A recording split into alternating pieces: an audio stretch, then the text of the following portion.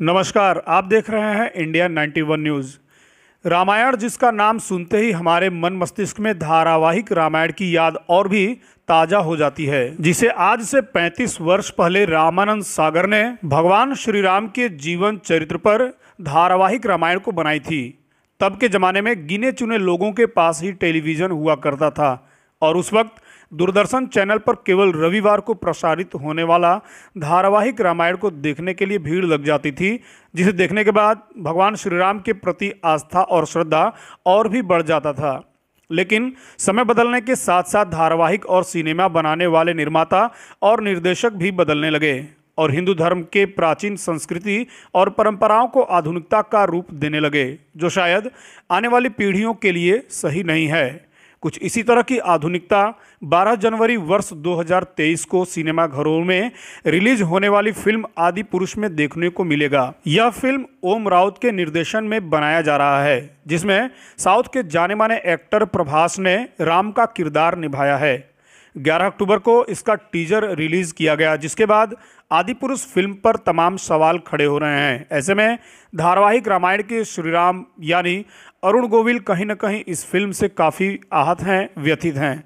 उन्होंने अपने Twitter handle से एक वीडियो ट्वीट किया है, जिसमें उन्होंने समाज के लिए एक संदेश दिया है, जिसे हम सभी को सुनना चाहिए। आखिर वो क्यों व्यथित हैं? नमस्कार। 4 दिन पहले जब फिल्म आदि पुरुष का टीजर रिलीज हुआ, तब से लेके अभी तक चारों तरफ एक हंगामा है, एक शोर है। फिल्म इंडस्ट्री में, चैनल्स में, जर्नलिज्म में, एडवर्टाइजर्स में, संत समाज में, चारों तरफ एक शोर है। चारों तरफ डिबेट्स हो रही हैं, चारों तरफ भली बुरी बातें कही जा रही हैं। मेरे पास भी सैकड़ों फोन आए होंगे, सभी चैनल्स से फोन आए, जितने सभी जर्नलिस्ट हैं, बड़े बड़े जर्नलिस्ट, और सभी के फ़ोन आए। They wanted my reaction on that, on the teaser, कि आपको कैसा लगा, आपके क्या रिएक्शन है, आप क्या सोचते हैं इस बारे में। मैं आपको सच बताऊं, मैंने एक भी शब्द किसी से नहीं कहा, मैंने बात ही नहीं की उस विषय में। मैंने कहा नहीं, मुझे कुछ नहीं कहना है। लेकिन मुझे लगा कि मुझे आपसे कुछ बात तो करनी चाहिए, आपसे करनी चाहिए। मेरे मन में बहुत सारी बातें बहुत सारे समय से आती रही हैं, और इस हंगामे को लेकर, इस इशू को लेकर मुझे लगा कि शायद ये सही समय है जब मैं अपनी बातें आपके साथ शेयर कर सकूं। दोस्तों, ध्यान से सुनिएगा। रामायण, महाभारत, श्रीमद् भागवत जैसे जितने भी ग्रंथ हैं, शास्त्र हैं, ये हमारी सांस्कृतिक और धार्मिक धरोहर है। यह हमारी संस्कृति है, यह हमारी जड़ है। सारी मानव सभ्यता के लिए ये नींव के समान है, और न तो नींव को हिलाया जा सकता है और न ही जड़ को बदला जा सकता है। नींव या जड़ से किसी भी तरह का खिलवाड़ या किसी भी तरह की छेड़छाड़ बिल्कुल भी ठीक नहीं है। हमें इन शास्त्रों से संस्कार मिलते हैं, जीवन का आधार मिलता है। ये धरोहर ही हमें जीने की कला सिखाती है। हमारी संस्कृति विश्व की सबसे प्राचीन संस्कृति है। हमारी हर पीढ़ी इसे युगों युगों से आत्मसात करती आ रही है, जिसका सबसे बड़ा एग्जाम्पल है 2.5 साल पहले जब कोरोना आया था, तो कोरोना ने लोगों की धार्मिक भावनाओं को तब से लेकर आज तक और भी प्रबल कर दिया है। हमारी धार्मिक परंपराओं और मान्यताओं को और अधिक पुष्ट किया है इस महामारी ने। टीवी पर जब धारावाहिक रामायण प्रसारित हुई थी कोरोना के दौरान, तो रामायण ने एक विश्व रिकॉर्ड बनाया। आप सब जानते हैं, हम सब जानते हैं, ये एक बहुत बड़ा संकेत है हमारी मान्यताओं और परंपराओं की प्रामाणिकता का। इस बार यानी 2020 में रामायण आज की युवा पीढ़ी ने भी देखी, और 35 साल पहले बनी रामायण को पूरी श्रद्धा और आस्था से देखा, समझा और आत्मसात किया। आज जो बेहिसाब लोग मुझसे मिलते हैं, उनमें सबसे ज़्यादा संख्या टीनेजर्स की होती है। दोस्तों, 500 साल के संघर्ष, अथक प्रयत्न और जद्दोजहद के बाद न जाने कितना रक्त बहाने के बाद हमें राम मंदिर के पक्ष में निर्णय मिला और वहां एक भव्य मंदिर का निर्माण हो रहा है जो 2024 तक पूरा भी हो जाएगा।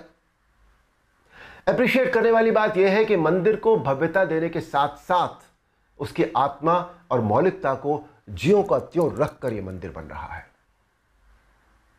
हमें अपनी सभी सांस्कृतिक और धार्मिक धरोहरों और मान्यताओं को जैसी वो है वैसी ही बनाए रखना चाहिए।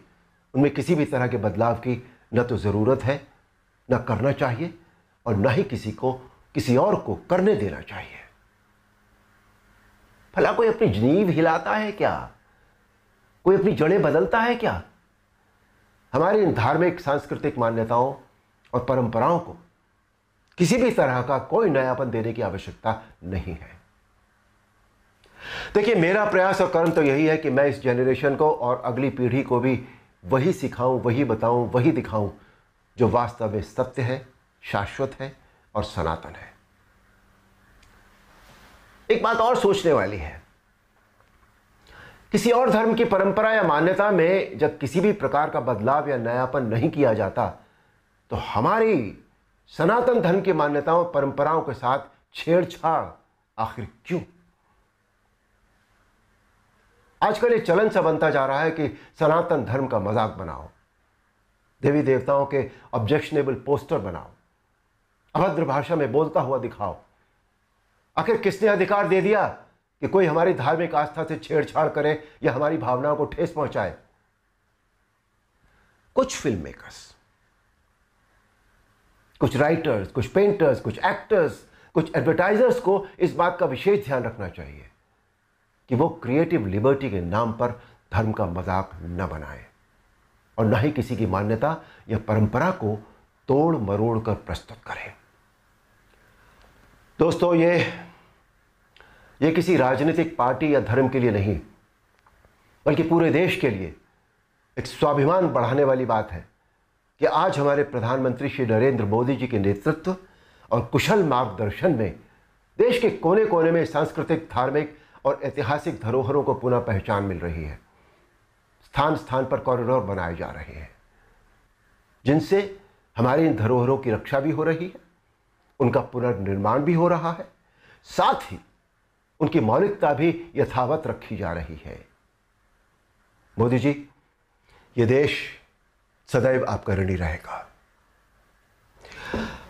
मेरा अनुरोध है आप सबसे कि आप सब पूरी सक्रियता और जागरूकता के साथ अपनी अमूल्य सांस्कृतिक, धार्मिक मान्यताओं और धरोहरों को सहेज कर संभाले रखने का संकल्प करें और दूसरों को भी इसके लिए प्रेरित करें। धन्यवाद। नमस्कार।